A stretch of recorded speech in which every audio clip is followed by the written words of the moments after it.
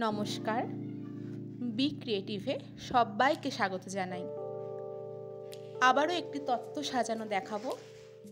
বানাবো শাড়ি দিয়ে ঘট। শাড়িটির ভাঁজ খুব বেশি খোলার কোনো দরকার নেই।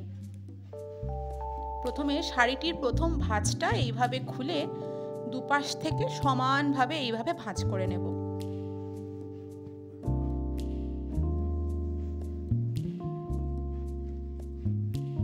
এরপর পুরো শাড়িটিকে এমনভাবে ফোল্ড করতে হবে যেন একদিকটা একটু ছোট এবং অপর দিকটা একটু বড় থাকে।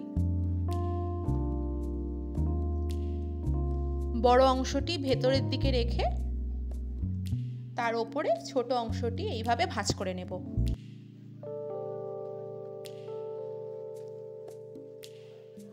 এরপর বড় অংশটির ভেতর থেকে একটু করে পার্ট খুলে দিচ্ছি দুপাশ থেকেই। একইভাবে ওপরের ছোট অংশটি থেকেও ভেতরের পার্ট দুটি এইভাবে খুলে দেব।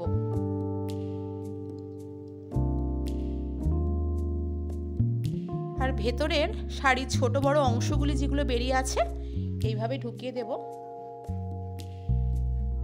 তাহলে দেখতে আরো ভালো লাগবে।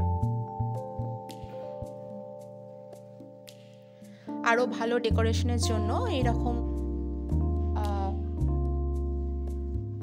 জড়ি নিয়ে তার অন্যদিকে বোথ সাইড সেলোটেপ দিয়ে নিয়েছি এবং এই অংশে আমি লাগিয়ে দিচ্ছি।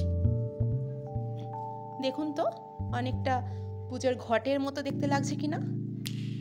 আচ্ছা, ঘটের নিচের অংশে একটি স্বস্তিক চিহ্ন আগে থেকে কাগজ দিয়ে বানিয়ে যদি লাগানো যায় তাহলে আরো ভালো লাগবে। দেখুন, আমি আগে যেসব ঘট বানিয়েছিলাম সেখানে আমি ঠিক এটাই করেছিলাম, কিন্তু এই কাপড়ের মধ্যে অলরেডি ফুল দিয়ে ডিজাইন করা রয়েছে।